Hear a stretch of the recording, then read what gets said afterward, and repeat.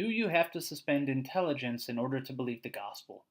This question stems from a false narrative I think a lot of people in our culture believe, namely, that in order to live by faith, as it is said, Christians have to ignore the reality of science and truth around them to believe fairy tales.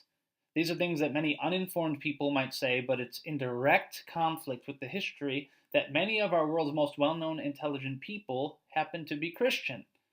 It's why people like to use Darwin fish swallowing the Jesus fish as if that intimidates Christians. I think that's because they have no clue how ridiculous it is to assume that Christians think that science is the enemy. Science and Christianity are not at war with one another. In fact, many of the world's most famous scientists were Christian.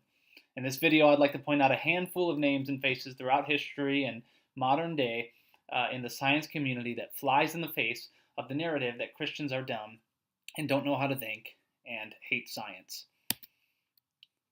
We'll start with Francis Collins. Francis Collins was the head of the Human Genome Project.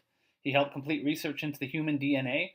Go figure, somebody who looked at the complexity of human anatomy believes it's obvious that there's a creator and that we didn't happen to come up by chance, or that there's no way of knowing if there was a creator. Francis Collins says the God of the Bible is also the God of the genome.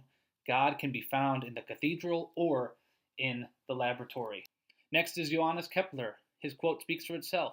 Since we astronomers are priests of the highest God in regard to the book of nature, it befits us to be thoughtful, not of the glory of our minds, but rather, above all else, of the glory of God. Even a mind like Kepler, he says, is not worth glorying in comparison to the God of the Bible. Next is Galileo, often treated in science classes as the scientist who was persecuted by the evil church. Unfortunately, this creates a false assumption that Galileo was not himself a believer and ignores the history that the church at that time was putting any Bible-believing Christian to death, lest they get in the way of the state-led church. We have numerous quotes from Galileo on the Bible, one of which is this one that you can read for yourself. Next is Sir Francis Bacon. He established and popularized the scientific inductive method.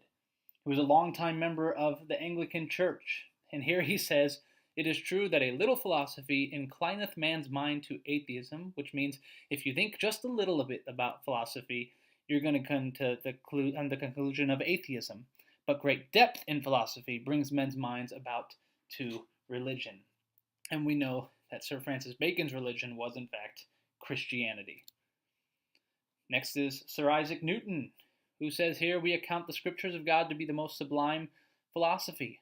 I find more sure marks of authenticity in the Bible than in any profane history whatsoever."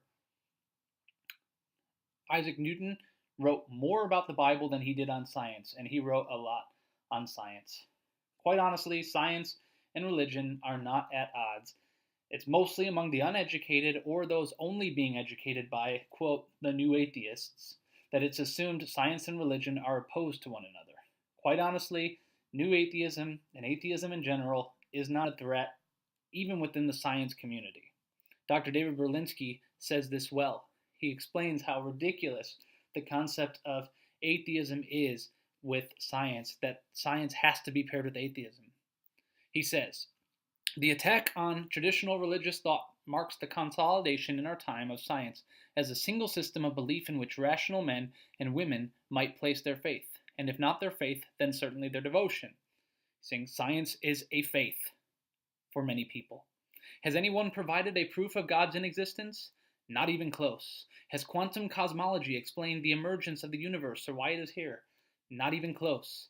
Have the sciences explained why our universe seems to be fine-tuned to allow for the existence of life? Not even close. Are physicists and biologists willing to believe in anything so long as it is not religious thought? Close enough. Has rationalism and moral thought provided us with an understanding of what is good, what is right, and what is moral? Not close enough. Has secularism in the terrible 20th century been a force for good? Not even close to being close. Is there a narrow and oppressive orthodoxy of thought and opinion within the sciences? Close enough. Does anything in the sciences or in their philosophy justify the claim that religious belief is irrational? Not even in the ballpark. Is scientific atheism a frivolous exercise in intellectual contempt? Dead on. Here we have David Berlinski, a PhD in philosophy from Princeton University and later a postdoctoral fellow in mathematics and molecular biology at Columbia University. And he essentially says atheism has not even been close to intellectual, especially within the science community.